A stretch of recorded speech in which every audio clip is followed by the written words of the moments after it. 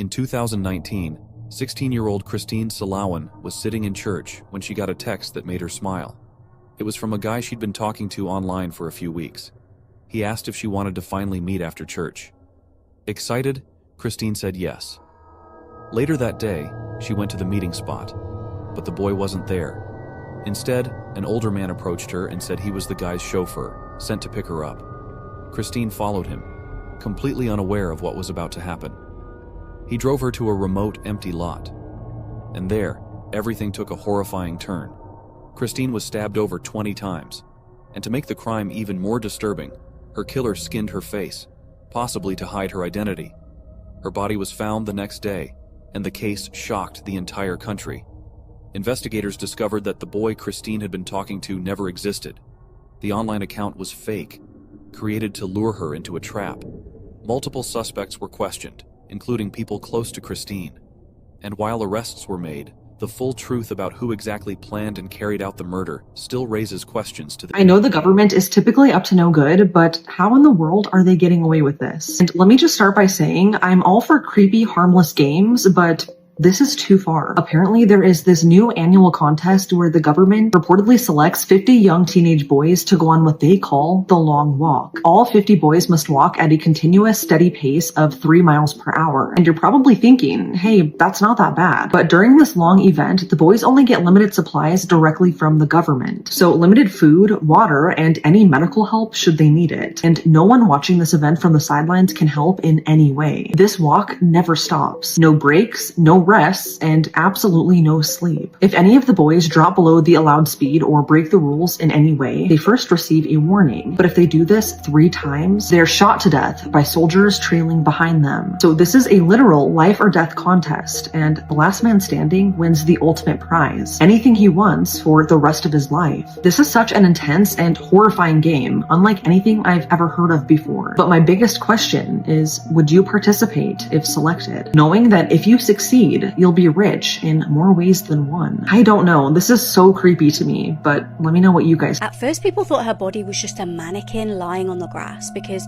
she'd been sliced in half and there was not a single drop of blood. Here's the really creepy part. A killer had carved a smile into her face. It was early 1974 in Los Angeles, and the morning started like any other until a woman walking with her baby in a pram came across something that she thought was just a mannequin lying on the grass. This body was naked, sliced in half, and had been drained of all blood. And she chillingly had what they call a Glasgow smile, like a grin cut into her face. The woman was nicknamed in the press the Black Dahlia because of her black hair, black outfits, and also there was a film out at the time called The Blue Dahlia. They found out she was actually 22-year-old Elizabeth Short.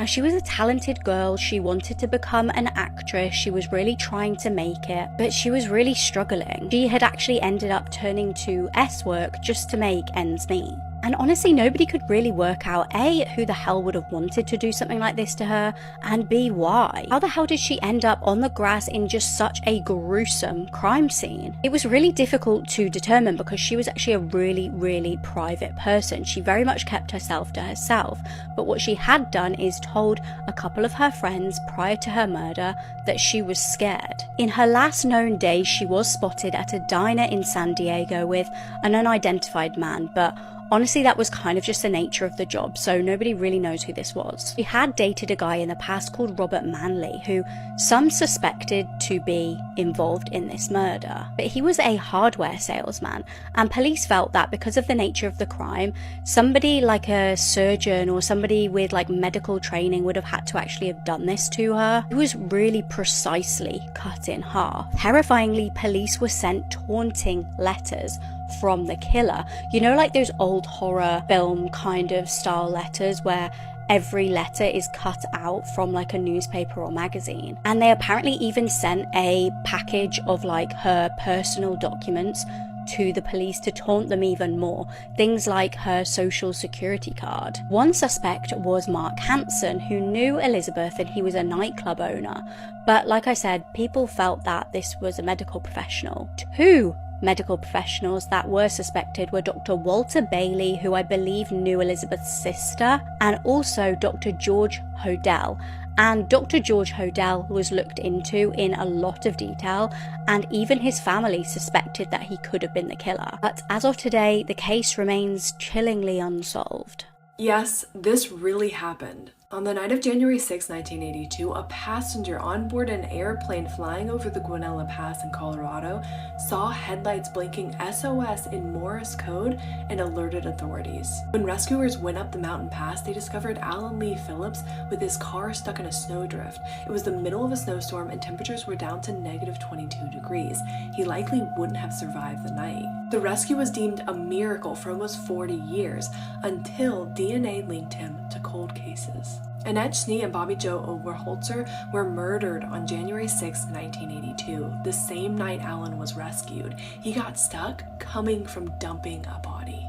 At first glance, everything looked normal, like a mom pushing her little boy in a swing at the playground. Really, this woman was suffering from a severe episode of her paranoid schizophrenia. In reality, she had been pushing her dead 3-year-old son in this swing for 44 hours straight. A witness had walked by and noticed her still there, pushing her son in the freezing rain after 44 hours had gone by. When police arrived, they found the little boy dead in the swing. His mom said that she heard voices telling her to keep pushing him for days on end until help arrived, and if she took him out of the swing on her own, something horrible would happen. This is the haunting case of J.R. Lee, otherwise known as the swing set tragedy. This is one of those cases that will weigh you down and fill you with a lot of dread, but it's a conversation that more people should be aware of, so let's talk about it. This is Romisha Sims. In 2015, she was 24 years old and living with her mom and 3-year-old son Jair in La Plata, Maryland. On May 20th, 2015, Romisha told her mom that she was taking her son to the pharmacy and then to Will's Memorial Park. At first, everything seemed fine. They arrived to the park at around 11:15 that morning, but once the sun set and they didn't return home, Romisha's mom began to worry. She tried not to worry too much because she was an adult, but no one in her family could get a hold of her, and this would continue for the next 2 days. Meanwhile, this entire time, Romisha was still just at the park with Jair pushing him on the swing. Witnesses would pass by and see what they thought was a mom having fun and pushing her little boy at the park, but alarm bells started to ring when those same witnesses, locals who lived in the area, passed by the park roughly 44 hours later. So this was 44 hours after Romisha had first arrived at the park on May 20th. Now it's May 22nd, and witnesses still see them in the exact same spot. It was cold and rainy, and the little boy was still, with no shoes or jacket. Romisha appeared to be in a catatonic state, just blankly staring and pushing her son. The witness felt this horrible feeling that he just couldn't shake, so he called the police. And when they arrived, they found Jair deceased in the swing. It was very clear that he was dead, and nothing could be done to save him. An autopsy determined that he died of dehydration and hypothermia as a result of being pushed for 44 hours straight on the swing, and his death was quickly ruled a homicide. So needless to say, Romisha was arrested, and police began looking into her background and why she would do this. It came to light that Romisha had recently been diagnosed with paranoid schizophrenia, and in the days leading up to this tragedy, she had gone off her medication. She told police that voices in her head told her to keep pushing her son in the swing until help arrived, and they warned her that if she were to take him out for any reason, terrible things would happen. At the time of his death, Romisha and Jair were living with Romisha's mom near the park, and according to family members, they were all kind of worried about her mental health. They didn't know that she had gone off her medication. According to reports, she had already been hospitalized twice in the past while she was in the care of her son. Romisha was convinced that someone was following them and out to get them, and her paranoia got so bad that she actually jumped out of a moving taxi with her young son just to get away from these people. Romisha would often call her mom in a frantic state, saying that there were armed people in her apartment before she moved, and it got so bad that she had security cameras installed, but they never captured anyone except Romisha and her son in the house. Jair's dad became so concerned about her mental health and the safety for their son that he actually applied to a court for full custody of him, but sadly, this was denied. The judge said that they were both capable of looking after the little boy, but sadly, we all know what happened next. What's crazy is that there was a documented history of domestic disputes involving Romisha and her mom, and Romisha was actually charged with assaulting her mom twice, though she was never found guilty. Even with all of this evidence, the judge in the custody case still deemed her safe enough to watch her son. Fast forward to 2016, and it's now the trial for Jair's death. She was initially facing 45 years on charges of manslaughter, first-degree child abuse, and neglect resulting in death, but Romisha entered an Alford plea, and she was then able to plead to a lesser charge of involuntary manslaughter. At the trial, 3 psychologists were brought in who all evaluated Romisha, and in their opinion, she was competent to stand trial, but her mental disorder, being schizophrenia, caused her to lack the substantial capacity to understand that what she did was against the law. All 3 psychologists stated that she was not a danger to society, and instead of being housed in a mental health facility, she should be allowed to remain in the community and heal. Because of this, the judge ruled that she couldn't be held criminally responsible for her son's death, and he granted her immediate release back into the public. They felt that she was unaware of her actions because she was suffering from a severe illness. There were a few conditions though. The judge ruled that she would be free and avoid prison as long as she takes her medication, see a psychiatrist for therapy, and she must undergo regular evaluations. She's also not allowed to be around any children without adult supervision. This is such a heartbreaking and haunting story, and it's just sad that the first judge in this case didn't take her mental health seriously enough. Yes, this really happened.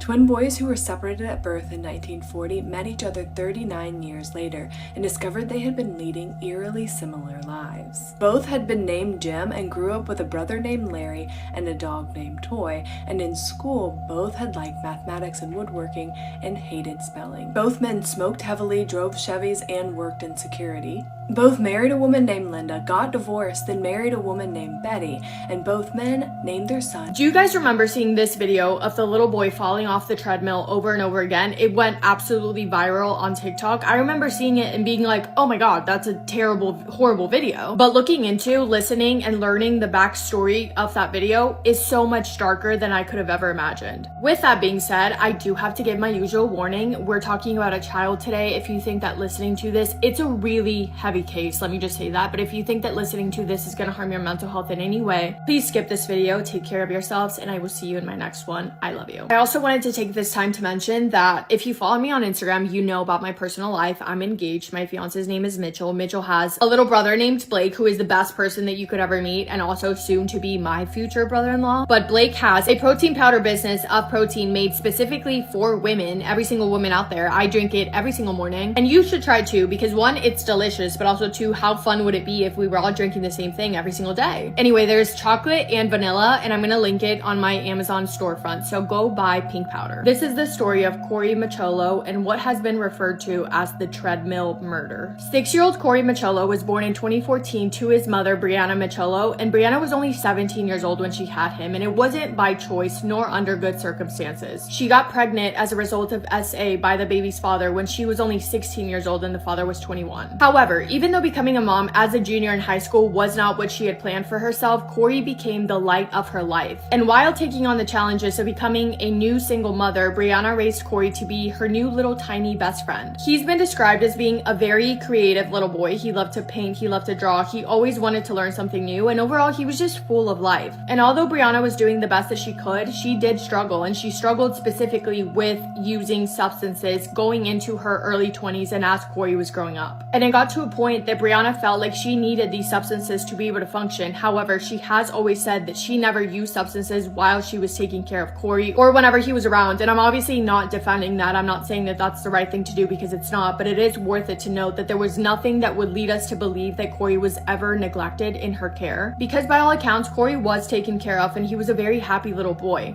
Brianna and Corey lived in a townhouse with Brianna's mother, her sister, and her mother's boyfriend. And they were all doing what they could, helping each other out where they could, but it was no secret that financially they were not in the best position. And at this point, Corey was around 4 years old, so one day Brianna's mother brings up the idea to her of possibly starting to receive child support from Corey's father, which was not ideal by any means, but after sitting on it for a little while, Brianna decided that having that extra financial help from child support would be what was best for Corey, and she didn't want the father to be in their lives at all. They had no relationship whatsoever. All she wanted to do was apply for child support to be granted that extra financial help, so she decides to move forward with getting the paternity test, and Corey's father was a man named Christopher Greger, and Christopher was a horrible person. However, on paper, you might look at his past and think that he was a really solid guy. You would be fooled, but it's easy to see why people may think that, because in high school, he was a football star, an honor roll student, a youth mentor, he also had 2 degrees, and he had a job working as a real estate agent, and he did pretty decent for himself. Christopher was not aware that 1, Brianna had ended up pregnant, and that 2, she had kept the baby and raised it, but as soon as Brianna got that paternity paternity test, and as soon as Christopher found out that he had a child, he wanted to be a part of Corey's life. He wanted to be the father figure in his life, which, remember, Brianna didn't want that at all. She didn't want anything at all to change in Corey's life, but Christopher, with the help of his parents, began fighting for custody. And even though Christopher didn't even know Corey, knew absolutely nothing about him, had never been a part of his life, when the court was comparing both Brianna and Christopher on paper, all they paid attention to was Brianna's history of using substances and Christopher's history, which painted him out to be, or at least look like, a pretty decent guy. So the court granted him full custody of little Corey, resulting in 5-year-old Corey moving in with this man that he just met, this man that he just found out was his father, moving into his apartment full-time in New Jersey, which was about an hour away from where Brianna lived. And that left her, obviously, absolutely distraught. Following that, Brianna started her journey of leaving the substances behind and putting all of her attention and all of her focus into gaining full custody back of Corey, or at least getting partial custody. And it wasn't an easy thing. We all know how long and dreadful custody battles can be. But after a little while of Brianna really proving how committed she was to recovering, enrolling in a program, passing tests, getting the treatments that she needed, etc., she got back on her own 2 feet, and in October of 2020, the courts awarded them joint legal custody of Corey. The agreement was that Corey was still going to be living with Christopher in his apartment, but Brianna was now allowed to see him, to spend time with him, and she was now able to take Corey every other weekend to stay with her. And again, I know that I sound like a broken record, but the pregnancy was as a result of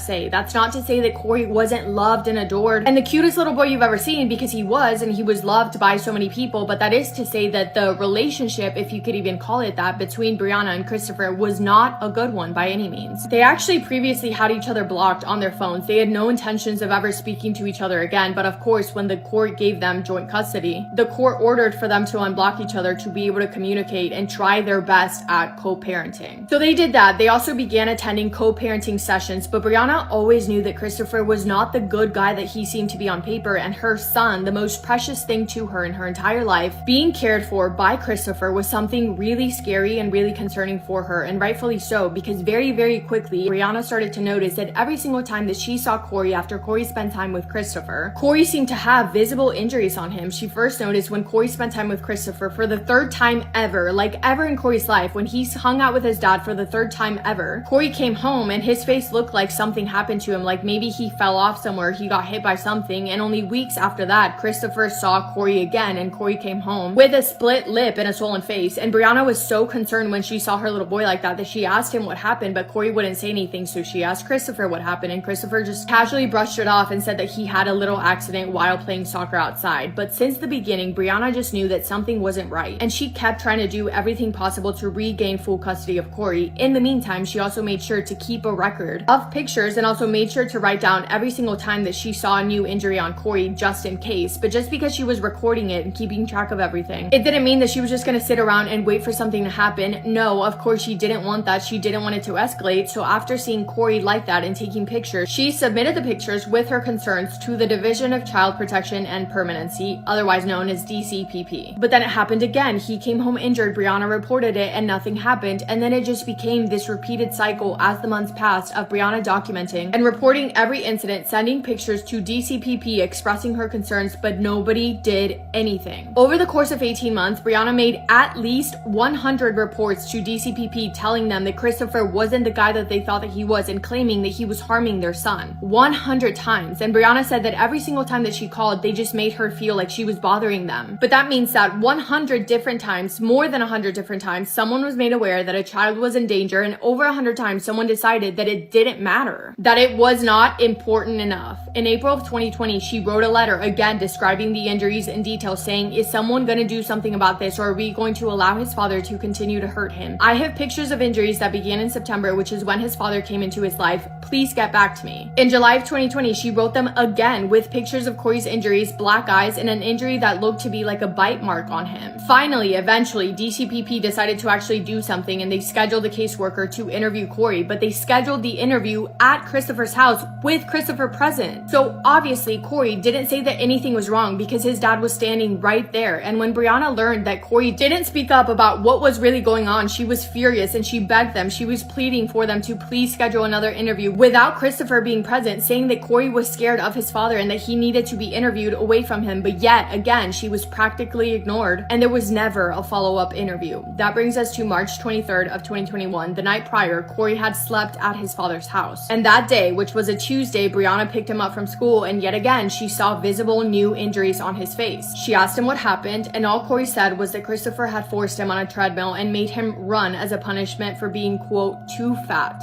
A 6-year-old little boy, mind you. So what happened? The Saturday prior, March 20th of 2021, it was Brianna's day with Corey, and they spent the day in Pennsylvania with family to celebrate her dad's birthday. Afterwards, Brianna headed back to New Jersey for the court-ordered drop-off to drop Corey off with Christopher, but she got stuck in heavy traffic. Their custody agreement said that Corey had to be back with Christopher between the hours of 2 and 3 p.m. But by 3:04 p.m., Brianna was still stuck in traffic, so she texted Christopher to let him know that she was going to be a little bit late, and he was furious. He texted her back saying, quote, FYI, this is beyond pissing me off. Now my entire plans for today are ruined, end quote. When Brianna finally pulled into the apartment complex, Christopher didn't even bother meeting her outside. He just told her to drop Corey off at the gym inside of the apartment complex, which she did. And a little bit after 4 p.m., Corey is seen walking into the gym with his dad on surveillance cameras. And what the cameras captured next inside of that gym is so awful. I remember seeing the video for the first time and it made me sick. So just a warning if you do decide to look up the entire video, but basically at 4:18 p.m., Corey is seen getting on the treadmill while Christopher is working out. At 4:27 p.m., Christopher is seen walking up to the treadmill and he increases the speed. Corey is only 6 years old. His little legs are so tiny, he cannot run that fast, but Christopher just keeps turning on the speed until Corey falls off the end of the treadmill. Christopher then grabs him by his shirt, forcing him back on the treadmill that was still going at the same speed, by the way. It never slowed down, and Corey is seen attempting to get on his feet, while Christopher is seen biting the top of his head, and this goes on, and Corey falls off 4 more times, making it a total of 6 times. It's terrible. Eventually, they stop and they walk out of the gym. So that was on Saturday. On Tuesday, it was Brianna's turn to pick up Corey, and that is when she saw the injuries all over his face and all over his chest. She immediately reached out again to DCPP, even texting the caseworker, but she got no response. Days later, she reached out again, specifically regarding the treadmill incident, letting the caseworker know exactly what time and what day the incident took place. And on March 31st, she filed for emergency custody of Corey, but that was denied because the court didn't find enough, quote, imminent or irreparable harm, end quote, even though Brianna provided more than enough photographic evidence, and even though the judge had seen the treadmill incident, she was still denied. From my understanding at this point, Corey was doing okay. There wasn't anything external that was super alarming, but Brianna was still really concerned, and she wanted to make sure that internally everything was fine. So on April 1st, she took him to the doctors, and Corey told the doctor that he fell off a treadmill. When the doctor asked him further about it, all Corey said was, quote, promise not to tell anyone what I said, end quote. He got some tests done, but there was no signs of fractured bones, and his blood work seemed to be normal, so he was discharged. The morning after leaving the doctors, on April 2nd at 9 a.m., Brianna dropped him off at Christopher's. That was the last time that she would ever see her son alive again. At 3:30 p.m. that day, Christopher called Brianna to let her know that Corey was puking everywhere and seemed to be really weak. He told her that he was going to be taking him to the hospital, but no matter how many times Brianna asked, Christopher refused to tell her what hospital he was taking Corey to, which is insane and cruel. Once Christopher arrives at the hospital, he's seen carrying Corey in, who is barely moving at all. He walks up to the front desk, and in a very cold and casual way, he tells the front desk that Corey had woken up from a nap, slurring his words, unable to stand, and with shortness of breath. One of the nurses on call that day described Corey as, quote, taking end-of-life breaths, end quote, struggling for air with his head hung backwards, unable to speak.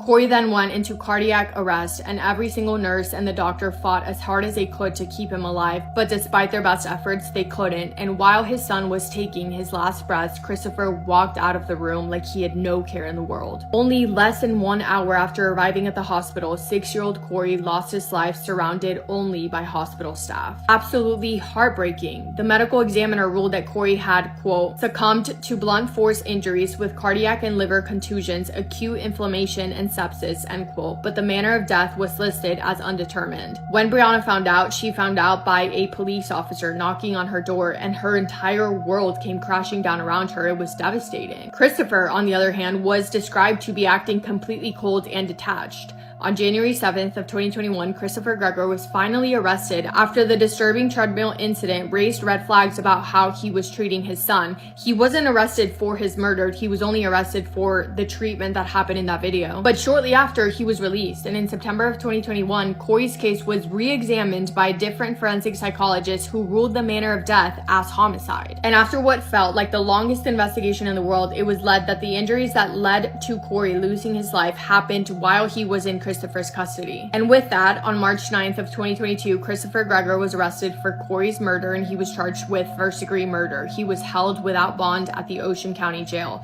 His trial began April 30th of 2024 and he pled not guilty. The trial was so heavy, so terrible, I could do an entire video on just the trial, but ultimately in May of 2024, Christopher was found guilty of manslaughter and endangering the welfare of a He was sentenced to a total of 25 years in prison. Corey was only 6 years old. His mom did everything right. She took her concerns to the people that she thought would step up and help, people that she thought would do their job, but they didn't until it was too late. He was a little boy who loved to draw, loved to paint, loved to learn, and his memory will forever be kept alive and remembered by all of those who had the gift and the pleasure of getting to know Corey and getting to love him. It breaks my heart. This case tore me to pieces. But that is all I have for today's video. Thank you guys for hanging around. I know it was a really heavy one to listen to, but thank you for spending time with me today. I hope you guys are having the best day. If not, go do something to make it the best day. Make somebody happy, and I will see you in my next video. Massive kiss on the forehead to every single one of you. In the early 1960s, 4 children were led to their deaths like lambs to a slaughter right here on the Saddleworth Moor in England. They would all be brutally tortured, SA'd, and killed, and their bodies would be buried all across this moor. The only way to describe their killers is wicked beyond belief, and it's not just me saying that. It was said by the judge at their trial. In total, these 2 killers took the lives of 5 innocent children, one in their own home, which is one of the reasons why they were caught. There's evil people in this world, but then there's Ian Brady and Myra Hindley, far worse than what anyone could ever imagine. One of the victims they killed and buried on the moor has never been found, and at night, locals say that they can hear voices outside along the moor, which they believe to be the last remaining victim's spirit, wandering and restless. This is the Moors Murders, a series of child killings in the 60s around Manchester, England, and it's still partially unsolved, so let's talk about it. This all took place in Manchester, England in the early 1960s, and this is Ian Brady, a stock clerk described as smart, but also super cold and honestly pretty creepy. Then you've got Myra Hindley, who was working as a typist at the same company. She met Ian at work, and almost instantly they were obsessed with each other. Ian introduced her to his violent fantasies, and instead of running the other way, she leaned into it. And together, they turned their relationship into something absolutely deadly. It wasn't long before the two began plotting what they called the perfect murder. And in July of 1963, they found their first victim. On July 12th, 1963, Myra lured 16-year-old Pauline Reed into her car, saying she needed help finding a glove out near Saddleworth Moor. This moor is really important because it's this big, desolate area outside of Manchester where they would bury all of their victims. Pauline was out walking to a dance, enjoying what should have been a fun night like every other typical 16-year-old girl. She didn't feel scared when she saw Myra because Myra lived in the same neighborhood as her, as well as the other victims, so she thought she could trust her. So under the pretense that she needed help finding a glove that she lost somewhere out on the moor, Pauline got into Myra's car and together they drove out there. Little did Pauline know, but Ian was following them up to the moor on his bike. Once there, the couple SA'd and beat Pauline to death, and the beating she suffered was so severe that they severed her spinal cord. They then slit her throat twice and buried her body on the moor. She was quickly reported missing, and her mom left the front porch light on for her every single night in hopes of her coming home, but she never did. And this was only the beginning. 4 months later, November 1963, they struck again. This time their victim was 12-year-old John Kilbride. That day, John was packing up some booths at Ashton Market, which is like a little farmer's market, for some extra cash. This is when Myra walked up to him and asked if he could help carry some boxes to her car. And being 12 years old and a really nice kid, John said yes. After they were done, Myra offered to give him a ride home, which he agreed to. But Ian was secretly waiting inside the car, and then the couple drove John out to Saddleworth Moor, where Ian SA'd and strangled him to death. They also buried his body out there, all alone. Once 8 p.m. hit, John's parents began to worry because he never made it home, so they called the police to report him missing. His body wouldn't be found for another 2 years, but during that time, Ian and Myra would continue to kill. On June 16, 1964, things escalated once again. Their sights landed on 12-year-old Keith Bennett, who was walking to his grandma's house. Myra pulled up behind him and asked for his help packing up some boxes in her car. She then forced him into the car where Ian was waiting. Again, they drove Keith out to the Saddleworth Moor, where Ian S.'ed and strangled him to death before burying his body. His case is especially devastating because to this day, his body has never been found. And then 6 months later in December, they kidnapped 10-year-old Leslie Ann Downey. So they kidnapped Leslie from an amusement park on Boxing Day. And in this case, a massive search for her started right away. But it was like she just vanished into thin air. And this is honestly one of the most disturbing parts of this case, so just a fair warning. They took her back to their home, tied her up, and forced her to pose nude for some photos. And they actually recorded her last moments on audio tape. On that tape, you can hear her crying, begging to go home, and calling out for her mom. It's almost unbearable to even think about, but this tape later became one of the biggest pieces of evidence in this case. Mommy issues.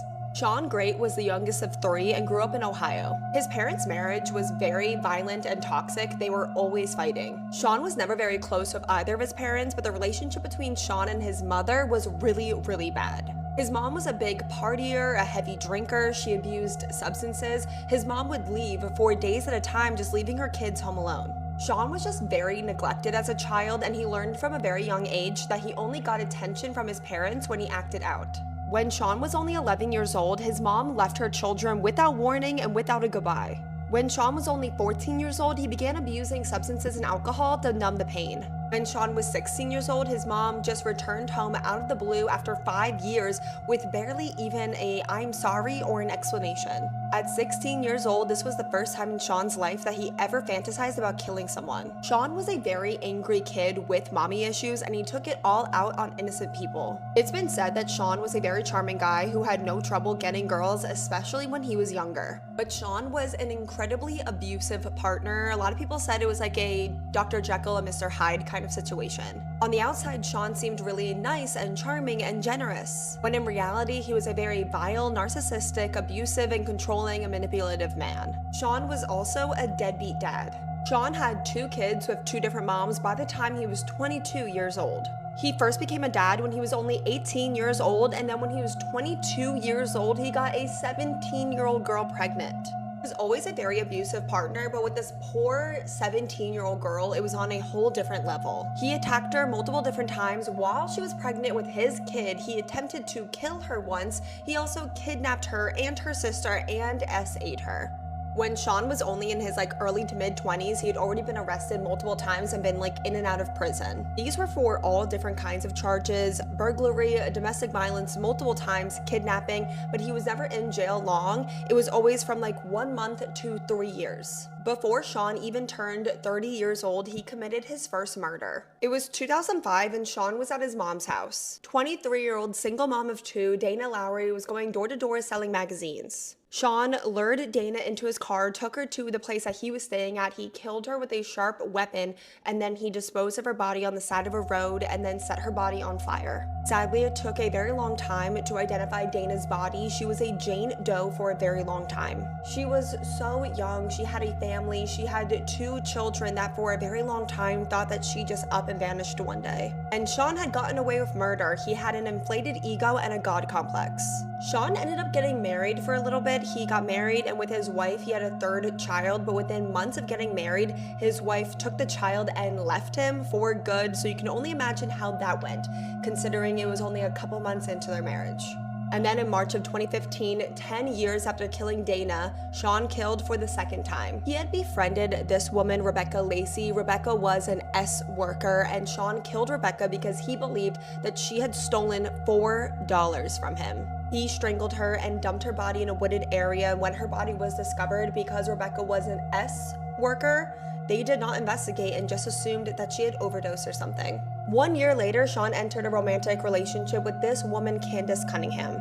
She had a substance addiction and recently had 2 children taken away by CPS. Sean killed her because he thought that she was pathetic, and in his mind, it was a mercy killing. Almost all of Sean's victims were mothers or shared some kind of similarity with his own mom, so it really does seem like he killed women that remind him of his own mother. 2 months later, he killed again. Each time, he's taking less and less time in between his victims. Elizabeth Griffith went to Sean's church. Yeah, Sean went to church this entire time. He claims that he's very religious. Elizabeth was said to be very naive, very trusting. She was childlike in a way and just really wanted friends. Sean lured Elizabeth to an abandoned house that he was staying in where he killed her. He also said that this was a mercy killing because she was struggling with her mental health.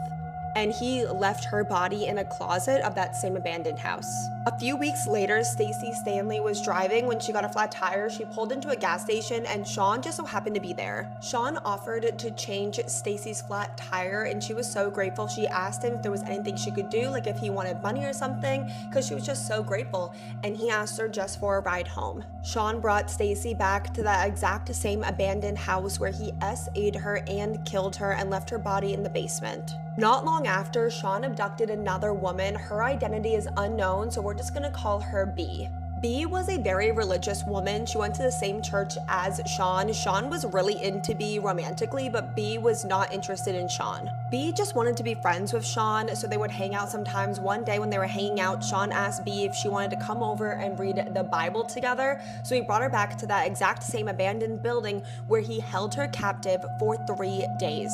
He did not feed her once the entire time for those 3 days. He was very violent with her. He would beat her and SA her in quote, every way imaginable. And after 3 long days of all of this, Sean had fallen asleep next to B. He had her tied up, but she was able to break free, take his phone and call 911. 911, what is the address to your emergency? 4th Street, Laundromat. What's the problem? I've been abducted. What's your name? How do you spell your last name? Who abducted you? Sean, great. Where's he at now? Asleep. B had no idea where exactly she was, just a general idea, so officers are driving around looking for her, and then they finally see she had placed her hand on the window. B was saved and Sean was arrested. While in custody, police start asking Sean about Elizabeth's disappearance. They thought it was likely that he was involved because Elizabeth, Sean, and B all went to the same church.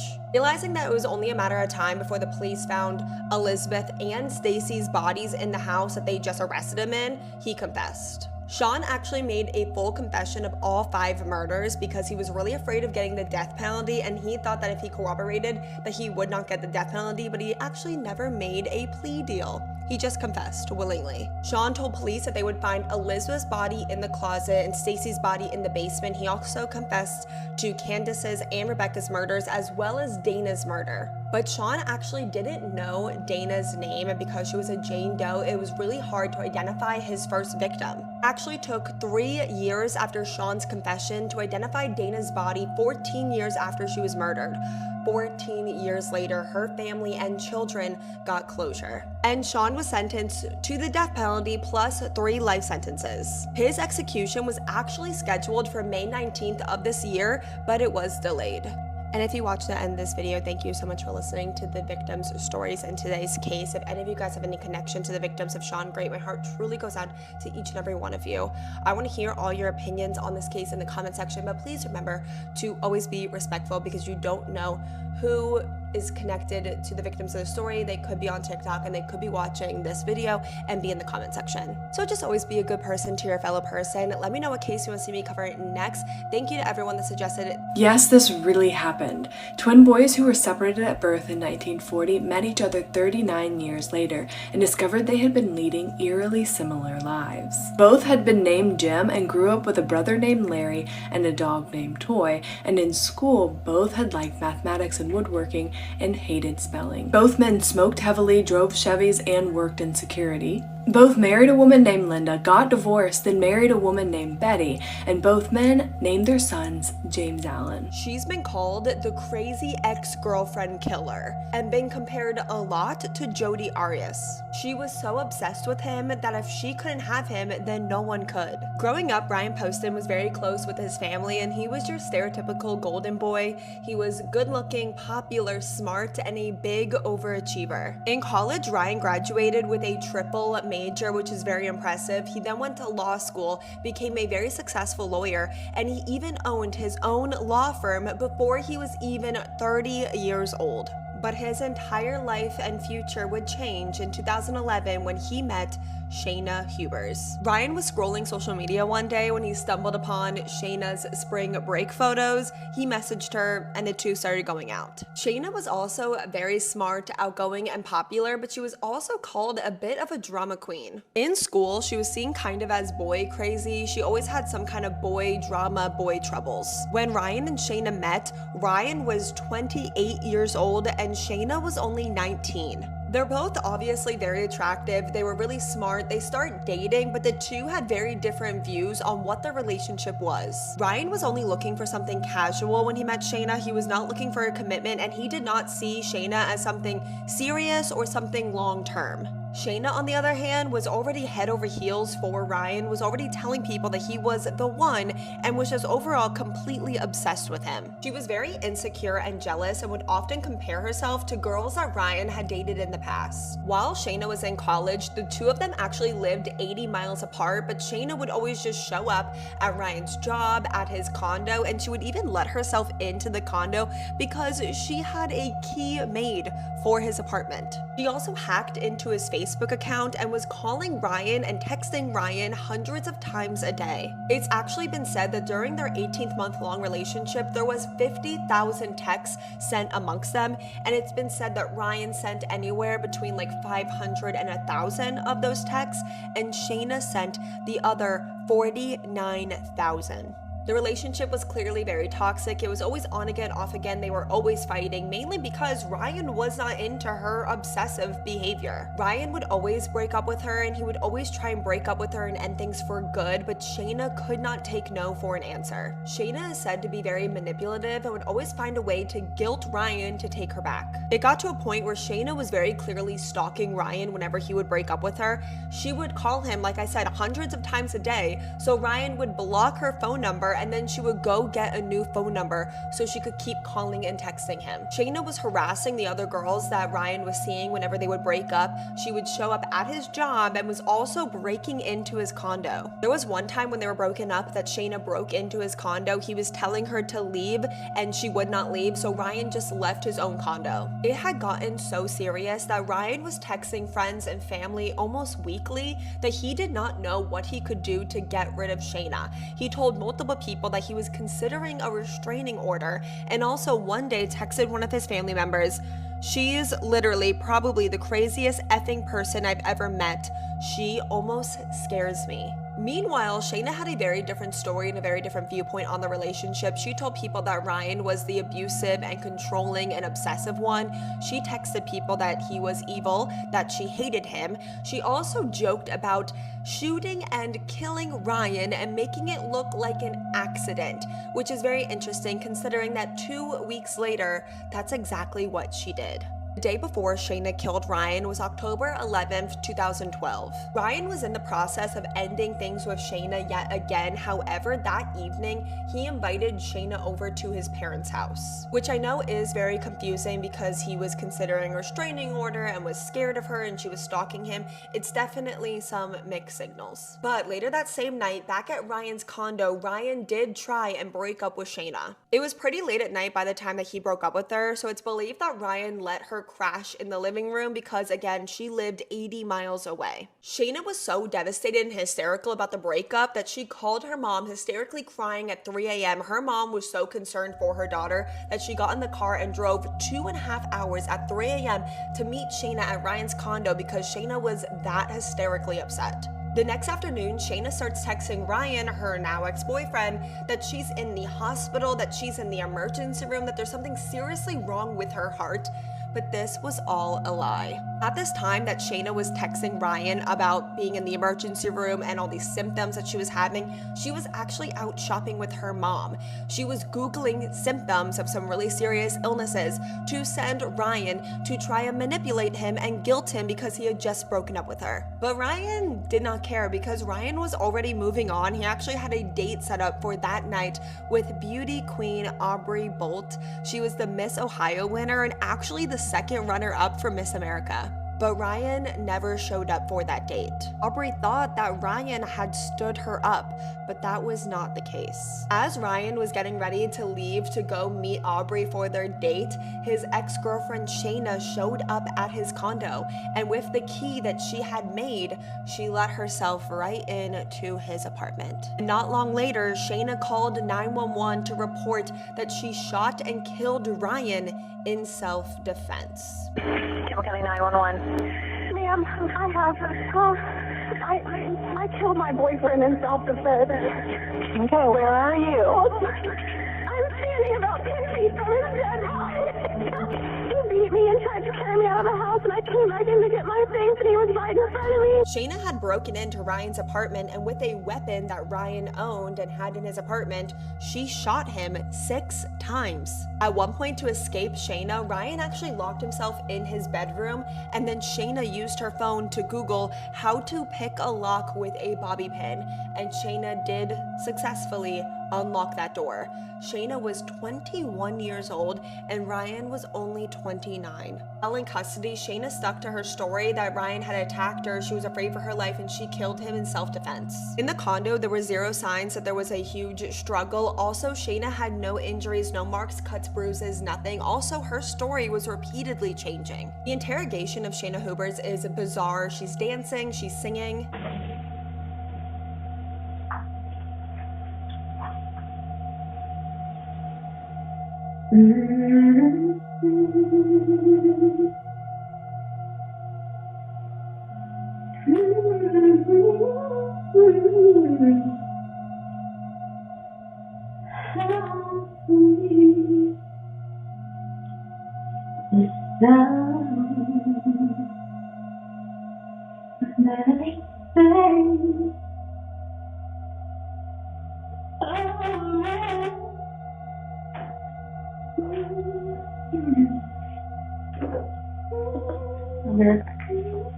Thank you.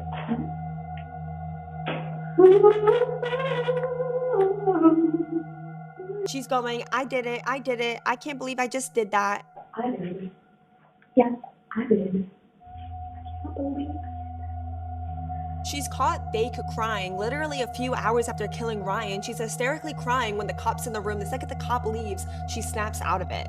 I'm with you, Jeff. A second, you're fine. As soon as he walked out of the room, she stopped immediately.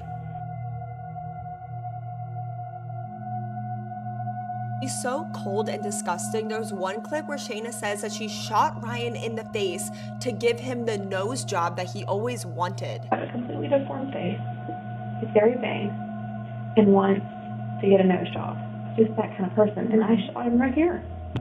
I gave him his nose job. He wanted. The entire case is very similar to the case of Jodi Arias, who also killed her ex-boyfriend Travis Alexander. Also, because they both acted very bizarre in their initial interrogations, here's a clip of Jodi.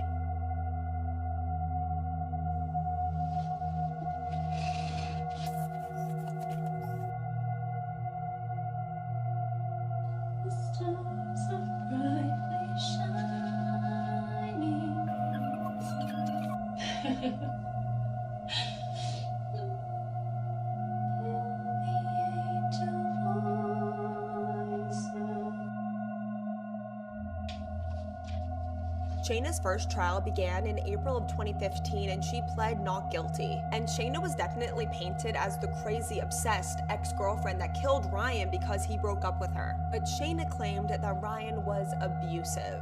I always want to believe victims, so I'm not saying that this didn't happen. I am saying that no one could be found to testify that Ryan was a violent person or that he ever laid a hand on Shayna. In fact, Shayna admitted that during her relationship with Ryan, she gave herself bruises so she could tell people that Ryan gave them to her so she could get sympathy and attention. During Shayna's second trial, she also claimed that her dad SA'd her when she was younger. Again, I'm not saying that this did not happen, but he denies that it happened, and there's no evidence that that happened either. If Shayna is lying, that's very unfortunate because there's already so many people that don't want to believe women and victims in general when they say that something happened to them, and when people lie, it just makes that 10 times worse. In her first trial, she was found guilty and she was sentenced to 40 years in prison. In 2016, her conviction was overturned because turns out a jury member on her first trial had concealed that they were actually a felon. So Shayna was going to get a new trial. And she was hoping to get like manslaughter and receive a lighter sentence than 40 years in prison. While awaiting her second trial, Shayna actually got engaged to another inmate named Unique Taylor. The two got married and divorced a few years later. And in Shayna's second trial, she took the stand in her own defense. This is also when she addressed the court about the SA with her father. She was also diagnosed with borderline personality disorder. She was found guilty yet again, but this time she was sentenced to life in prison with the possibility of parole after 20 years. So she ended up with a longer sentence, and she still maintains her innocence to this very day. I want to end off this video talking about Ryan Poston, who had already accomplished so much in his very short life. Like I said, he was not even 30 years old. He graduated with a triple major, which is very rare, very hard to do, and a huge accomplishment. He then went to law school, was a very successful lawyer, and had even started his own law firm before he was even 30. He had plans of going into politics because he wanted to make change in the world. That was something that he felt really strongly and passionate about, so much so that he actually took a lot of people's cases while he was a lawyer that couldn't even necessarily afford him. He was only 29 years old. The sky really was the limit with all that he was going to accomplish, but his life and future were stolen from him, and he was stolen from his family because of a young, jealous, immature, insecure girl who could not take no for an answer. If you made it to the end of this video, thank you so much for listening to Ryan's story. I know this was a very long video today, so if you did make it to the end, let me know somehow by dropping like pink or blue emojis in the comments so I know you made it this far. Let me know all of your thoughts on this case in the comments, but please remember to be respectful because you don't know whose family members could be in the comments.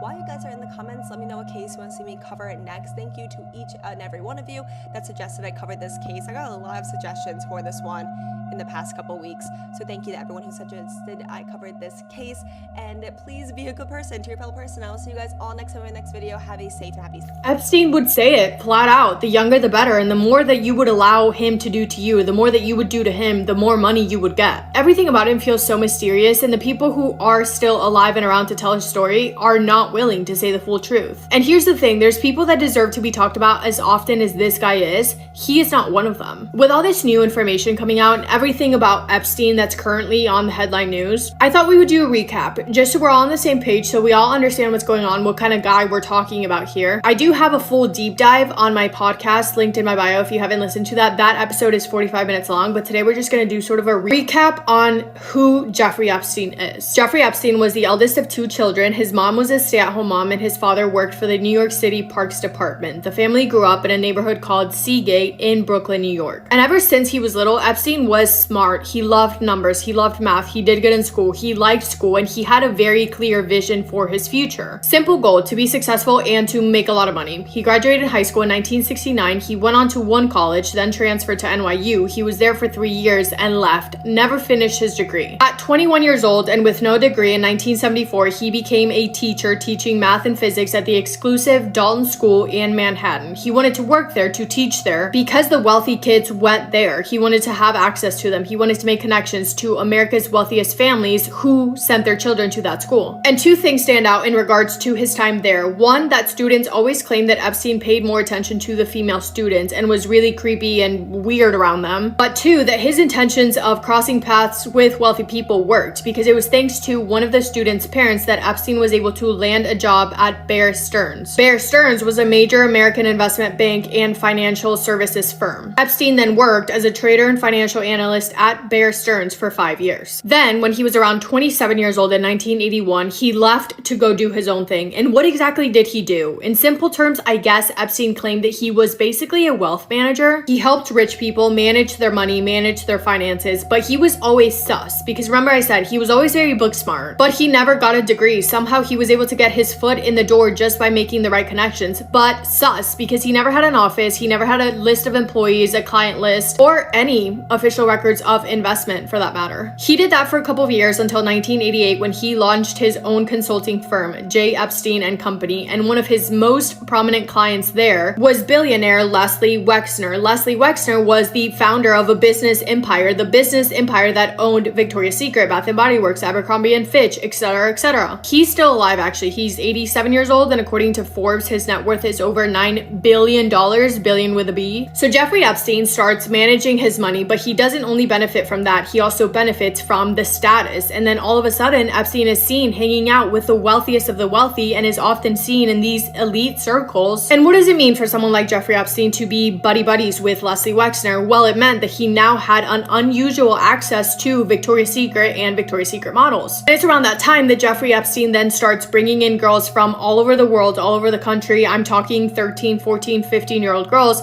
with the fake promise of making them Victoria's Secret models. He would lure these girls in under false promises, at times moving them into his houses in New York, his house in Palm Beach, his house in Paris, and New Mexico. And he would use them for his own pleasure. He would ruin them and he would drain them from everything that they were. Fast forward to 1998, Epstein is now in his mid-40s when he purchases his private island, Little St. James, in the US Virgin Islands, which he liked to refer to as Little St. Jeff's. The island itself spans from 70 to 78 acres, and he reportedly bought it for $7.95 million.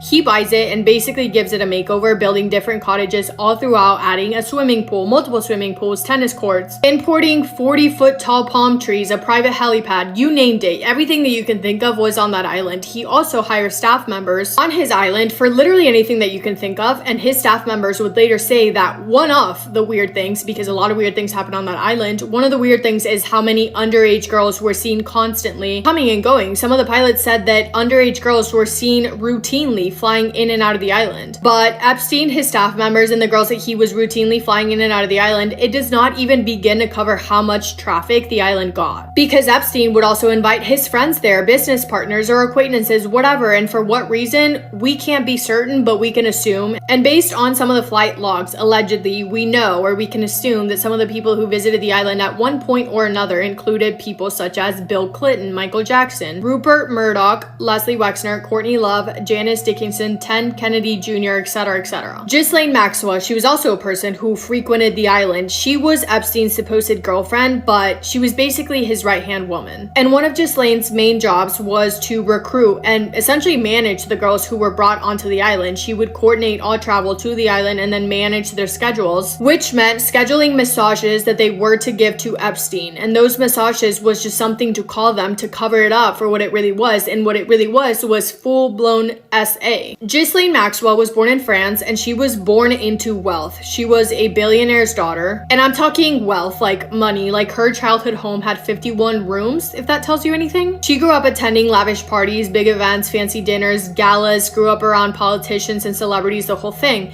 But then in 1991, she lost her father. Ghislaine's father mysteriously drowns off the coast of the Canary Islands after falling from his $15 million yacht. Weeks later, their house is mysteriously burned to the ground, and shortly after, it's discovered that her father had been stealing hundreds of millions of dollars from employee pension funds. And in Ghislaine's eyes, her life in London is ruined. The reputation is ruined. So in 1991, she moves to New York with the goal of finding the life that she is used to living, of luxury and power, on her own. And she puts in a lot of effort into gaining status in New York, which honestly doesn't take that much effort because she had a lot of connections. For example, she was good friends with Prince Andrew. She had connections, but anyway, she throws herself into this world of the rich and famous and powerful, which eventually lands in her path crossing with Jeffrey Epstein's. And we know for a fact that the two of them were in a romantic relationship, but sooner than later, Ghislaine became Epstein's go-to, who would help him with anything and everything, including recruiting girls under false promises. It was a common thing for Ghislaine Maxwell to be out and about looking for girls for Epstein. She would basically shop around for girls, shop around for victims, and then she would approach them and play this sick and twisted game of kind of like a big sister or motherly role and say, oh my god, you are so beautiful, you have so much potential. How would you feel about becoming a Victoria's Secret model? I know just the person who can make that happen. And by the way, it wasn't always becoming a Victoria's Secret model, because they had this little sick and twisted routine of selling victims different dreams, whether it was paying for their college, offering them their dream job, their dream internship, or introducing them to the right people in any kind of industry. Whatever lie they needed to say to lure these girls in, they would say. For example, one of the victims was an aspiring massage therapist, and Ghislaine offered offered her a job to provide private massages to Epstein, and that led to traveling to Epstein's private island, Little St. James, where she was later SA'd. They would tailor their story for each victim, and more oftentimes than not, they would target girls who were in some kind of need or want for money. And then Ghislaine Maxwell would manage to get these girls to one of Epstein's properties until eventually they got wrapped up and began this regular schedule of quote-unquote massages for Epstein, and one thing led to another, and the girls would be SA'd and treated like nothing more than a piece of trash. And they would be left with nothing but trauma that would last a lifetime. And by the way, this happened in all of his different properties in all different kinds of the world, as well as on the island. In 1996, Maria Farmer was the first victim to accuse Ghislaine as well as Epstein of SA. She went to the New York City Police Department, even speaking to the FBI, saying, "This is what's happened. I know everything about Epstein. I know everything about Ghislaine and what they do and what they're actively doing because I was a victim and I'm willing to tell you everything that I know." And they pretty much were like, no thanks, completely disregarding her. And now we have to talk about what Ghislaine and Epstein set out to gain from their victims, because it wasn't only to engage in these acts with Epstein and his friends. The victims were also expected to gather information from Epstein's friends to report back to Epstein and Ghislaine. They were told that they had to pay attention to anything and everything that the men said, men such as politicians, celebrities, CEOs, people of power, because then they were expected to report back to Epstein so that Epstein had all of this information against his friends that he could use as blackmail. On top of that, it's also been rumored that every single inch of every property that he owned, including the island, were covered with hidden cameras and microphones. Why? So that Epstein would have dirt on all of these powerful people so that he had the upper hand, because that's all he cared about. In March of 2005, in Palm Beach, Florida, a 14-year-old girl is sitting in her school counselor's office when she confesses to being SA'd by Jeffrey Epstein. She tells her school counselor that she had been taken to a mansion in Palm Beach by an older girl that she knew. She was introduced to Epstein, told that she could give him a massage in exchange for money, and the more that she did, the more money that she could make. She was then told and encouraged by Epstein to bring her friends next time, and he said the younger the better. Following that confession, Epstein is arrested, investigated, and taken into custody. He accepts a plea deal, allowing him to plead guilty to lesser charges and in return is sentenced to 18 months. However, he only serves 13 months in a county jail, but during his sentence, he is allowed to leave to go to work for up to 12 hours a day, 6 days a week.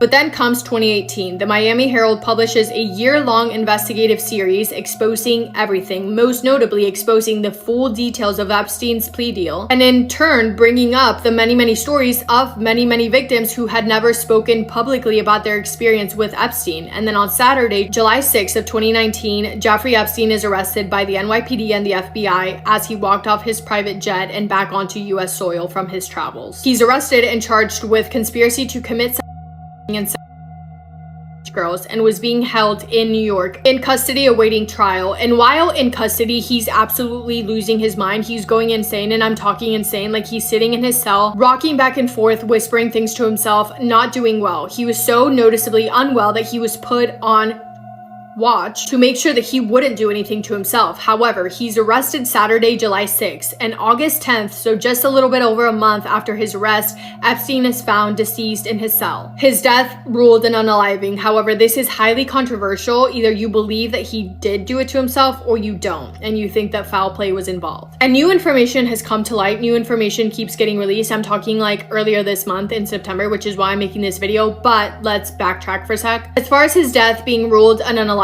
people who agree with the ruling think that Epstein would do that because he wanted to take his secrets to the grave. But many others think that foul play was involved and that somebody did that to him. So let's talk about the reasons why. First of all, no photos were taken of Epstein's body before it was moved, which is weird. Secondly, the guards who were supposed to be checking on him every 30 minutes were not checking on him and instead confessed to falsifying records saying that they did when they really didn't.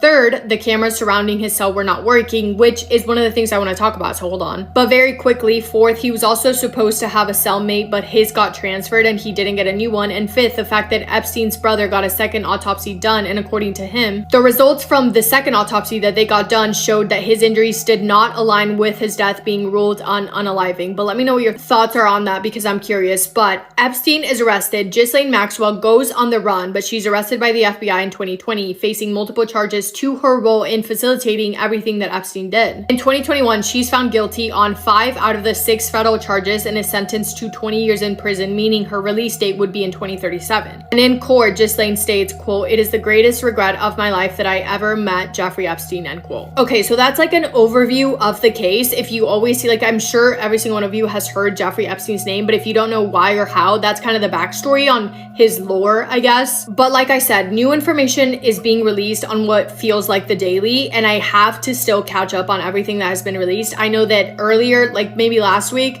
33,000 pages of documents were released, but apparently only fewer than 1,000 were new information released to the public. I have to look into that. But the reason why I'm making this video is because a lot of the reason why people think that he didn't unalive himself is because there was missing camera footage. However, surveillance footage has just been released of a previously missing 1-minute clip showing outside of Epstein's cell the night he was found deceased. So when people were saying that maybe someone snuck into his cell and that's why the cameras weren't working because it was a big cover-up, that missing footage has now been released. So that theory is now out. I've also been seeing so many clips on my For You page of survivors and victims coming out to finally say their full story and finally publicly speaking about everything that they endured, which is amazing. And I'm not gonna sit here and pretend that I know what's going on with the survivors and the victims and everything like that. I still need to look at what has been said and what is planning to be done, if anything. But I just kind of wanted to give you guys an overview of this entire case because it's nuts and it feels like it's never ending. Anyway, let me know in the comments what you have read or seen or heard. Again, the last thing that I would ever want to do is spread false information, which is why I'm not going to sit here and pretend that I've read things that I haven't or that I've heard things, whatever the case is. But I am eager to chat about this case in the comments. So that is all I have on Epstein. Let me know your thoughts on it. And yeah, thank you guys for hanging out with me today. I hope you guys are having the best day. If not, go do something to make it the best day. Make somebody happy, and I will see you in my next video. Massive kiss.